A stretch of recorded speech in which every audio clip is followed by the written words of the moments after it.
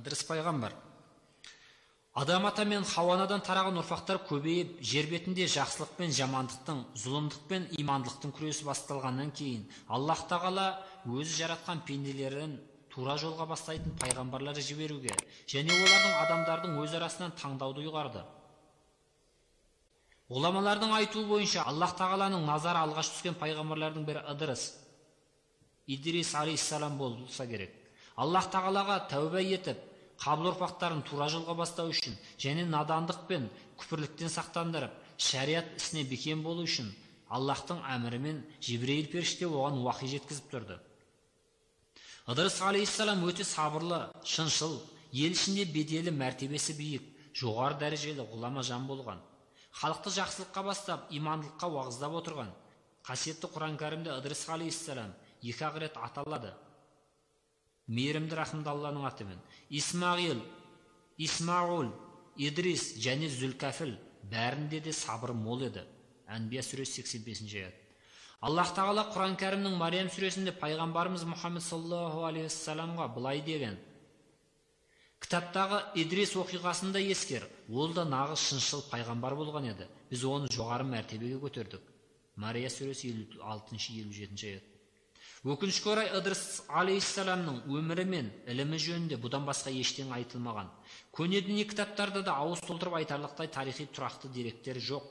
Көптеген оқымысты ғұламалар Ыдырыс алейхиссалам есімімен туып өскен мекені жөнінде таласып, даулы пікірлер білдірген, әртүрлі болжамдар айтқан. Кейбір тарихшы зерттеушілер Ыдырыс алейхиссалам Мысырда, Египетте туған десе, енді біреулер мүлдем басқа жерде айтады. Сол секілді Ыдырыс алейхиссалам есімі жөнінде де түрлі пікірлер бар. Кейбір ғалымдар Ыдырыс алейхиссаламның аты Хармас десе, бәзбір оқымыстылар оның шын аты Хармасул Харамиса, ол Манаф деген жерде туып өскен деген болжам айтады. Қалай десек те, ғалымдардың Ыдырыс алейхиссалам туралы белгілі бір тұжырымға келе алмауының өзі оның өте көне дәуірлерде, есте жоқ ескі замандарда өмір сүргенін, Аллах тағаланың жер бетіне жіберген ең алғашқы пайғамбарларының бірі екенін дәлелдей түседі. Гректер Ыдырыс алейхиссаламды Армис, еврейлер Ханух деп атаған, ал Армис арабша айтылуында Хармис, Ханух, Ухнух болып тілдік өзгеріске түскен. Бірақ Құран кәрімде Аллах Ыдырыс деп атағандықтан, ислам дүниесінде оның есімі өзгеріссіз келеді. Бұл Мысыр тіліндегі Хармас сөзі бірте-бірте өзгеріске түсіп, бертін келе Ыдырыс аталып кеткен деген болжамның дұрыстығын растайды. Тағы бір тарихи көне деректерде Ыдырыс алейхиссалам ертедегі Вавилон елінде туып өскен деп айтылады. Оның алғашқы ұстазы сол заманның ғұлама білгірі Шис ибн Адам деген кісі болған деседі. Ол Ыдырыс алейхиссалам түп атасы деген болжамдар бар.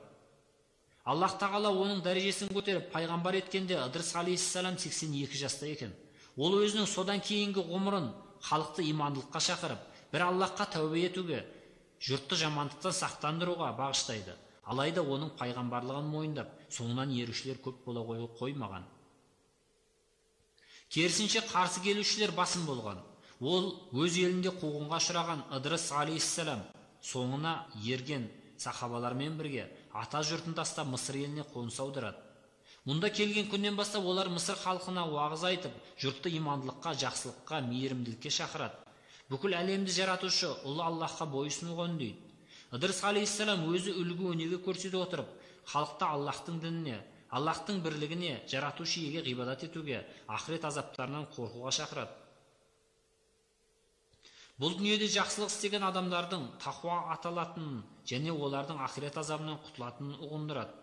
Ыдырыс алейхиссалам сондай-ақ Мысыр қаласы халқына намаз оқуды, белгілі бір мерзім арасында ораза тұтуды бұйырады. Міскіндер мен мүсәпірлерге қайыр садақа, зекет беруге, әлсіздерге көмектесіп рахым жасауға үгіттейді. Яғни Ыдырыс алейхиссалам адамдарды Аллах жолына уағыздаушы ең көне заманда өмір сүрген пайғамбарлардың бірі. Ыдырыс пайғамбар дәуірінен кейін де небір ықылым замандар өтті. Ұрпақтан ұрпақ ауысып, адам баласын тура жолға салу үшін Аллах тағала өз қалауымен халық арасынан таңдап, назар түскен сүйікті пенделердің дәрежесін көтеріп, пайғамбар етіп отырған.